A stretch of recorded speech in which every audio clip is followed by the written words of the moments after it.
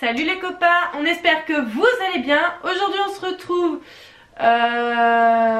on est le 5 décembre, c'est pas vrai, on est le 4 au soir, mais quand vous verrez cette vidéo, on sera le 5 décembre.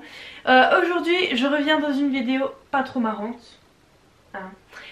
Pour ceux qui sont au courant, Maya a des problèmes de santé, enfin je vous ai juste dit qu'elle avait des problèmes de santé, d'où le manque de vidéos et aussi le manque de qualité sur ces vidéos, étant donné que ces vidéos du coup je n'ai pas pu les filmer, je les filme de jour en jour et là c'est la galère, je suis croulée sur le nombre de vidéos entre ça et les vlogmas, je n'en peux plus.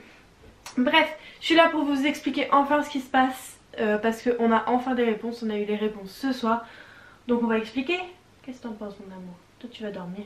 Il y a un gros bébé. T'as un gros bébé. D'amour. Que j'aime. Mouah. Mouah. Elle est fatiguée. Ok. Donc je vous explique. Je prends mon téléphone pour avoir les dates exactes. Le dimanche 19 novembre, j'ai fait un stage massage canin avec mon club. Étant stagiaire, pour ceux qui ne seraient pas au courant, je suis stagiaire monitrice dans un club canin. Et donc du coup avec ce club j'ai fait un stage massage canin. À ce stage massage canin j'ai remarqué que derrière la cuisse ma chienne avait une boule que j'ai montré du coup à la formatrice qui est ostéopathe et qui m'a dit que c'était un kyste et qu'il faudrait l'emmener chez l'ostéopathe. Comprenant pas pourquoi chez l'ostéopathe, je prends rendez-vous donc le lundi 20 pour un rendez-vous le mardi 21. C'est pas grave, c'est qu'un petit kyste. Hop, on va chez le veto. Donc le mardi 21, je me pointe à 10h30 ou 9h30 chez le vétérinaire. Je lui montre le kyste, le fameux kyste de Maya, qui s'avère en fait être l'un de ses ganglions gonflés. Il vérifie ses autres ganglions et là il me dit qu'ils sont tous gonflés. Et là, je vois le veto blêmir et me dire il faut faire une prise de sang sur le champ avec les résultats tout de suite. Je dis ah bon d'accord, qu'est-ce qui se passe? Il me dit non je vous dis rien tant que j'ai pas la prise de sang. Je dis bah si, dites-moi ce qui se passe, enfin qu'est-ce que vous pensez, voilà, enfin dites-le moi. Il me dit je pense que votre chienne a le cancer. Déjà là, rien que d'y repenser, vous voyez j'ai la boule à la gorge. Je me dis c'est bon, c'est foutu, qu'est-ce qui se passe, pourquoi ma chienne a le cancer, qu'est-ce que j'ai loupé, qu'est-ce que j'ai fait, qu'est-ce que j'ai pas fait. C'est tout, il fait la prise de sang, 10 minutes après du coup on a les résultats. Il revient tout blême, il me dit votre chienne a le cancer, elle devrait pas tarder à mourir. Je le regarde, j'entends encore ses paroles, il me dit il faudrait commencer à se préparer à une éventualité. À une éventualité. Se préparer à une éventualité. Pour moi se préparer à une éventualité c'est piquer ma chienne. En plus je suis quelqu'un, j'ai toujours dit le jour où mes animaux souffrent, je ne cherche pas à comprendre, je ne les blinde pas de médicaments, je les pique, c'est ce que j'ai fait avec mon ancienne chienne, elle a commencé à beaucoup souffrir. Bon elle avait 16 ans, hein, c'est pas comparable. Elle a commencé à beaucoup souffrir, j'ai pas cherché à comprendre, je l'ai piqué. Mon chat c'est pareil, il avait une tumeur, il avait 17 ans. Veto qui commence à me dire si on peut le blinder de médoc et tout. C'est bon, laissez tomber, laissez-le partir en paix. Voilà, je suis quand même quelqu'un comme ça peut choquer les gens, moi je suis comme ça. Voilà, quand je vois les humains souffrir et qu'on peut rien faire pour les aider à soulager cette souffrance et partir, c'est quelque chose qui me... Mais voilà, c'est comme ça, voilà, c'est la vie. Donc là, je m'effondre clairement devant lui. Il me dit, il faut prendre rendez-vous donc demain matin pour une biopsie. D'accord, demain matin pour une biopsie. Je rentre chez moi, je passe mon après-midi... mon midi, après-midi à pleurer, à contacter mes proches pour leur expliquer ce qui se passe parce que j'avais clairement besoin de soutien. C'est d'ailleurs pour ça que je vous ai mis un message sur Instagram, un message sur Snapchat. J'avais clairement besoin de soutien à ce moment-là, de me dire que c'était vrai, que c'était pas de la fiction. Tout le monde me disait mais c'est pas possible, comment il peut te sortir un diagnostic pareil juste sur une prise de sang, c'est strictement impossible, mais comment et tout. Je disais à tout le monde écoutez moi je suis pas vétérinaire, je suis ce qu'il me dit lui, voilà. La biopsie c'était juste apparemment pour savoir d'où venait ce cancer. Et le 21, donc toujours le mardi, dans l'après-midi, donc en plein... J'étais en train de pleurer, tout ça et tout. J'étais au téléphone avec mon papa exactement, pour lui expliquer ce qui se passait. Et là je vois que le vétérinaire m'appelle. Je lui dis écoute papa, il faut que je te laisse, le véto m'appelle. Je décroche, je dis oui, il dit il faut que vous reveniez tout de suite faire une prise de sang, notre machine a bugué, il faut tout de suite revenir. Donc je débarque chez le vétérinaire, on refait une prise de sang qui est meilleure. Mais il me dit elle est encore vraiment catastrophique, elle est meilleure que l'autre mais elle est encore catastrophique. Je suis sûre que votre chienne a un cancer, il faut absolument faire la biopsie. Ok, un peu mieux mais toujours mal. Il me dit non mais il y a peut-être des chances de survie. Ok, c'est déjà ça. Voilà. Tant qu'il y a de la vie, il y a de l'espoir, on me dit toujours, donc voilà. Donc ça allait un petit peu mieux, je me suis dit bon allez, Manon ressaisis-toi, pour ta chienne faut se ressaisir, on y va, c'est parti. Surtout que moi ce que je comprenais pas c'est que ma chienne pétait le feu, mangeait, jouait, faisait de l'agility sans problème, mais il y avait juste cette histoire de ganglion. Donc voilà, donc le mercredi on fait la biopsie, il me dit ah écoutez, même pas eu besoin de l'endormir, elle a été parfaite, tout ça. Bon ok, pas de souci, pas besoin de l'endormir, très très bien, tant mieux pour elle. Du coup les résultats je les ai eus, donc résultats sous 7 jours, 7 à 10 jours, donc le 30 novembre, j'appelle le vétérinaire pour avoir les résultats parce que j'avais agility le soir et que ce soit Maya ou moi on adore l'agility. Pendant cette semaine elle s'était bien comportée sauf qu'elle avait arrêté de manger pendant un moment mais parce qu'en fait on lui avait arrêté l'huile de saumon et l'huile de saumon bah elle aime trop ça. Donc voilà. Et donc le 30 j'appelle le vétérinaire, je tombe sur l'assistante vétérinaire qui me dit désolé je ne peux pas vous divulguer les résultats. Je dis pardon, pourquoi?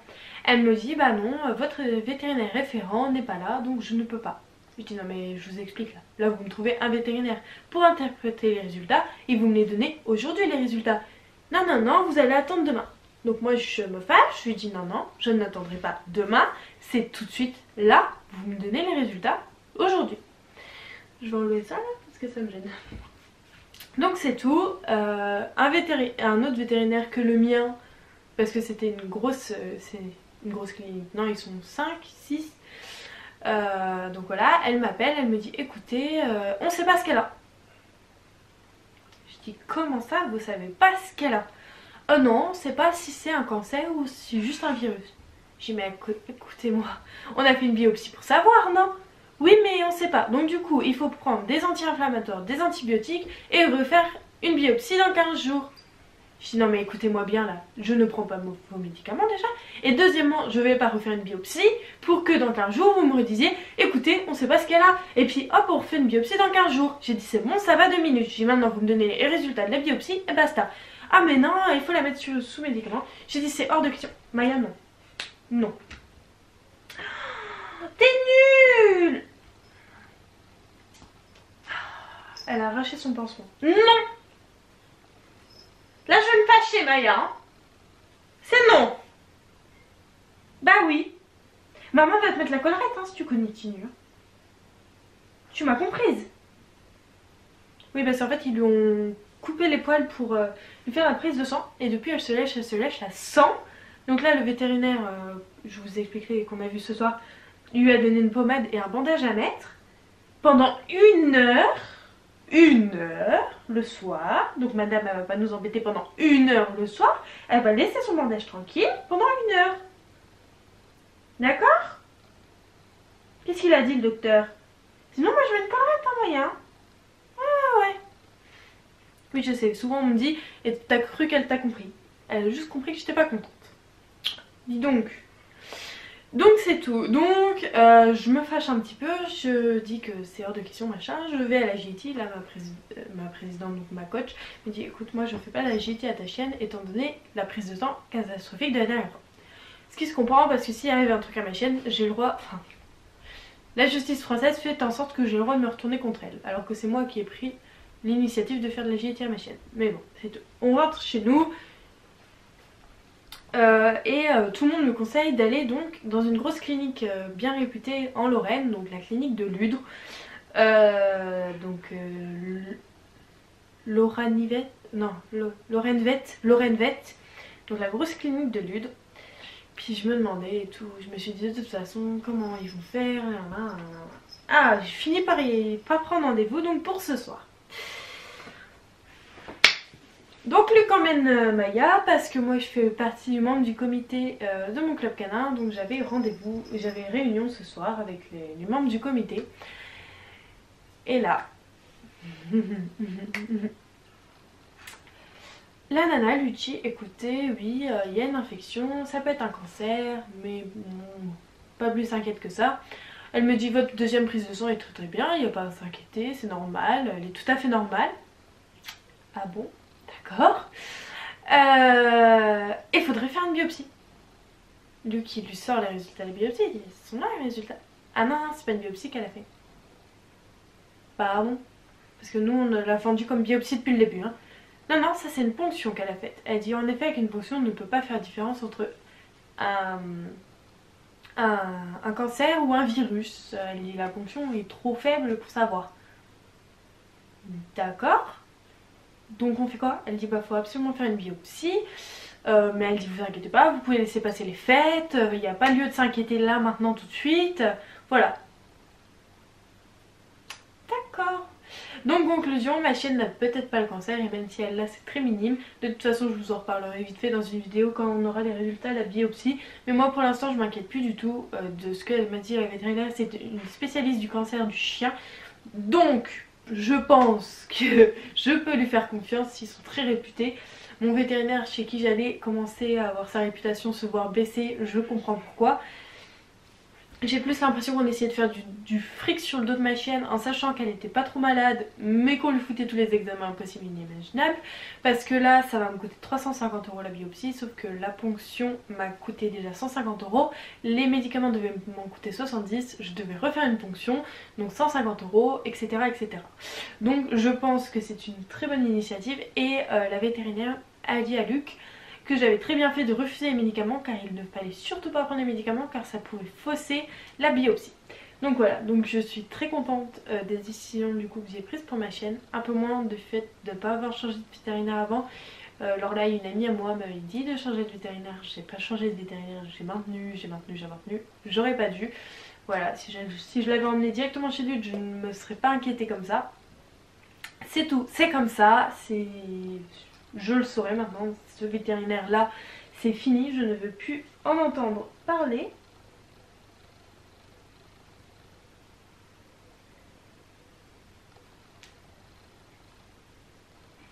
Alors, je trouvais que sa griffe était longue, j'ai l'impression qu'elle s'était arrachée une griffe, j'ai dit oh non. Donc voilà, je veux plus en entendre parler et c'est comme ça, cet épisode se finit bien, je suis très contente. Et voilà, qu'est-ce que t'en penses mon bébé? Hein? Qu'est-ce que t'en penses toi? Donc voilà, donc je vous tiendrai au courant de si Maya a le cancer ou non. A priori, même si elle aurait le cancer, ce serait quelque chose de tellement minime que ce serait un traitement très léger et ça irait très vite. Voilà, je voulais faire, je sais que cette vidéo prend la place d'une autre vidéo un peu plus fun, mais comme je vous ai dit, j'avais pas le temps de filmer une autre vidéo et j'avais besoin de vous donner des nouvelles et je sais que beaucoup m'en demandent. Sur Instagram, ça n'arrête pas tous les jours, j'ai des demandes de comment va Maya, qu'est-ce qu'elle a, comment elle va. Donc voilà, comme ça tout le monde aura ses réponses. Maya va bien, pour l'instant, ça va très bien, il n'y a pas de soucis. Moi je suis persuadée que ça va aller. Ah mon bébé. Elle fait dodo, là elle est fatiguée. Mais c'est tout, c'est la petite fatigue du soir et ce sera tout. Donc voilà, j'espère que cette vidéo vous aura plu. Je vous fais de gros bisous. Et je vous dis à demain dans la prochaine vidéo. Grosses les chouilles les copains!